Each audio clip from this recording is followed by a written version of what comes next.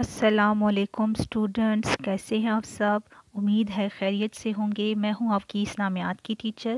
آج کا ہمارا ٹاپک ہے حضرت عمر رضی اللہ عنہ۔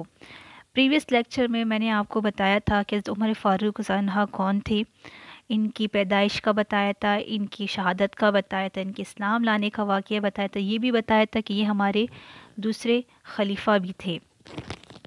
آج کے ٹاپک میں ہم ان کی ریڈنگز کی اس کے چیپٹر کی ریڈنگ کریں گے۔ سب سے پہلے ہمارے پاس جو فرسٹ لائن ہے، اب اس میں لکھا گیا ہے کہ اسلام لانے سے پہلے ایک روز حضرت عمر فاروق رضی اللہ عنہ رسول صلی اللہ علیہ وآلہ وسلم کو قتل کرنے کی غرض سے ننگی تلوار ہاتھ میں لیے نہایت غیظ و غضب کی حالت میں جا رہے تھے۔ غیظ و غضب کا مطلب بہت زیادہ غصے کی حالت میں جا رہے تھے۔ اپنے پاس آپ نوٹ بھی کر سکتی ہیں، اس کے اوپر لکھ بھی سکتی ہیں۔ غیظ و غضب کا مطلب ہے بہت زیادہ غصے کی حالت میں جا رہے تھے۔ ان کے ہاتھ میں ننگی تلوار تھی۔ راستے میں کسی نے ارادہ پوچھا، کہا کہ نعوذ باللہ، محمد صلی اللہ علیہ وآلہ وسلم کا قصہ تمام کرنے نکلا ہوں۔ یہاں آپ کے سائٹ پہ آپ دیکھ سکتی ہیں کہ ایک بلاگ بنا ہوا یلو کلر کا، اس میں لکھا گیا ہے، کیا آپ جانتے ہیں حضرت عمر رضی اللہ عنہ ہجرت سے 40 قبل پیدا ہوئے؟ میں نے آپ کو پہلے بھی بتایا تھا کہ ان کی پیدائش جو تھی وہ ہجرت جب مسلمانوں نے مکہ سے مدینہ ہجرت کی تھی اس سے 40 سال پہلے ہوئی تھی۔ نبوت کے اعلان کے وقت قریش کے صرف 17 افراد لکھنا جانتے تھے۔ آپ کا شمار ان 17 لوگوں میں ہوتا تھا، مطلب کہ آپ پڑھے لکھے تھے، آپ لکھنا جانتے تھے۔ آپ رضی اللہ عنہ مسلمانوں کے دوسرے خلیفہ تھے۔ آپ کے زمانہ خلافت میں اسلامی حکومت 22 لاکھ مربع میل تک پہنچ گئی تھی۔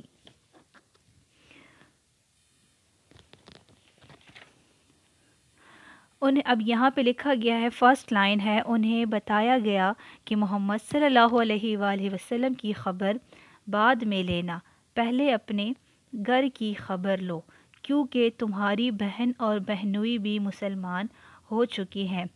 آپ یہاں جو بہن لکھا ہوا ہے اس کے اوپر لکھ سکتی ہیں، ان کی بہن کا نام تھا فاطمہ اور ان کے بہنوئی کا نام تھا سعید۔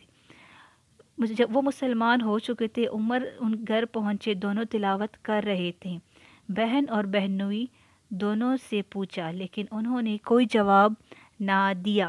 آپ نے دونوں کو خوب مارا، یہاں تک کہ وہ لہو لہان ہو گئے۔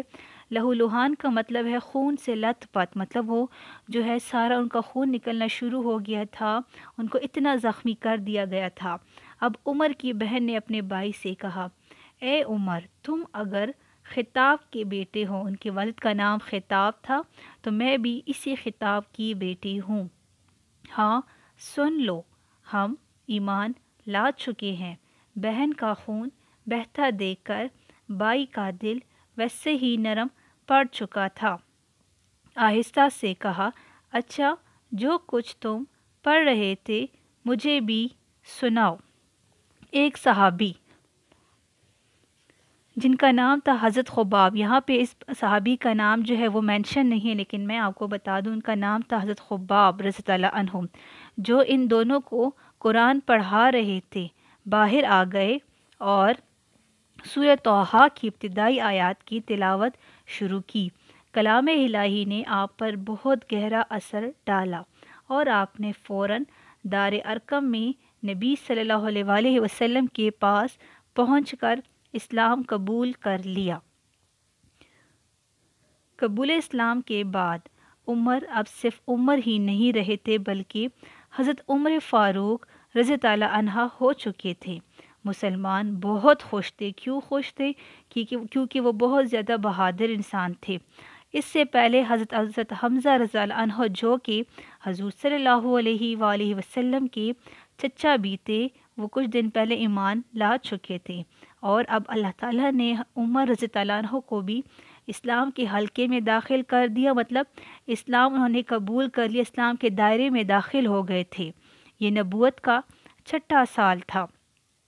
حضرت عمر رضی اللہ عنہ کے اسلام لانے سے مسلمانوں کی بڑی ہمت بندی، مطلب مسلمانوں کو بہت حوصلہ ملا۔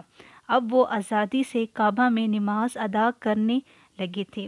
میں نے آپ کو پریویس لیکچر میں بتایا تھا کہ جو کفار تھے مسلمانوں کو بہت زیادہ تنگ کرتے تھے، بہت زیادہ ان کو تکلیف پہنچاتے تھے، وہ آزادی سے نماز بھی نہیں پڑھ سکتے تھے۔ حضرت عمر کے اسلام لانے سے انہوں نے آزادی سے کعبہ میں جو ہے نماز ادا کرنا شروع کر دی تھی۔ اللہ تعالیٰ نے حضرت عمر رضی اللہ عنہ کو اسلام کی وجہ سے بہت عزت دی۔ آپ رضی اللہ عنہ خود فرمایا کرتے تھے کہ ہم وہ لوگ ہیں جنہیں اللہ نے اسلام کی وجہ سے عزت دی ہے۔ اگر اب ہم نے اسلام کے علاوہ کسی اور چیز میں عزت تلاش کی تو اللہ ہمیں ذلیل کر دے گا۔ حضرت عمر رضی اللہ عنہ کی انتظامی اصلاحات، آپ کے پاس ہیڈنگ ہوگی اصلاحات کی، اس میں لکھا اصلاحات کہتے ہیں اسلام میں خلافت کی بنیاد اگرچہ حضرت ابوبکر صدیق رضی اللہ عنہ کے عہد میں پڑی، لیکن نظام حکومت کا باقاعدہ دور حضرت عمر رضی اللہ عنہ کے عہد سے شروع ہوتا ہے۔ آپ کی شاندار انتظامی اور ریاستی اصلاحات کے نتیجے میں انسانی تاریخ میں پہلی بار ایک جدید اسلامی فلاحی ریاست کا تصور عملی طور پر ابھر کر سامنے آیا۔ اس کا مطلب یہ ہے کہ کیونکہ ہمارے پہلے خلیفہ تو حضرت ابوبکر صدیق رضی اللہ عنہ تھے، ان کے بعد انہوں نے اپنی حکومت کا آغاز کیا تھا، نظام انہوں نے شروع کیا تھا، لیکن اس نظام کو آگے بڑھایا جو ہم کہہ سکتے ہیں کہ شروع ہوا تھا وہ حضرت عمر کے دور سے تھا۔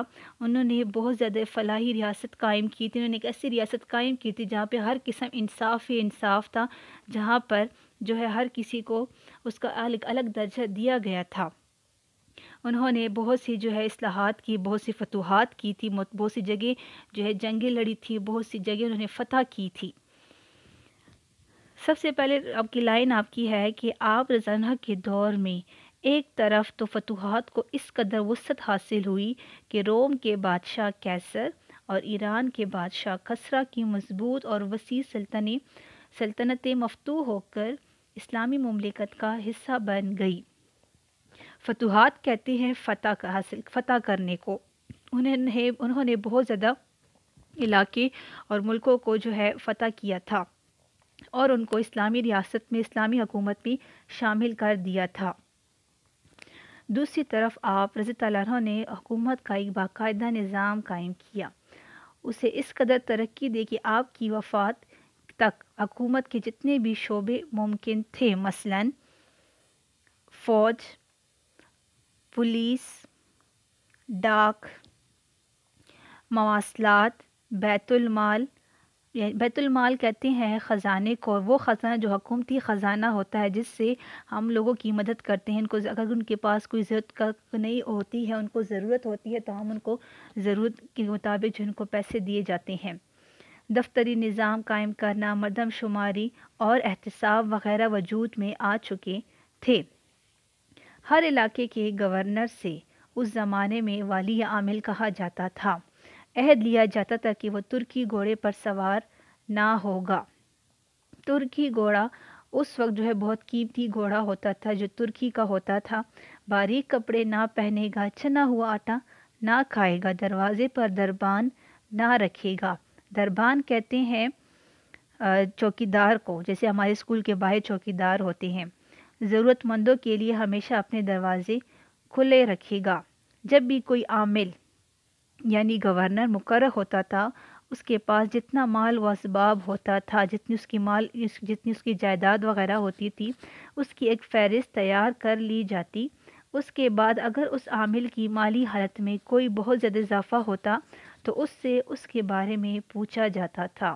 حضرت عمر رضی اللہ عنہ نے عمال کے بارے میں ملنے والی شکایات کی تحقیق کے لیے ایک الگ محکمہ قائم کیا۔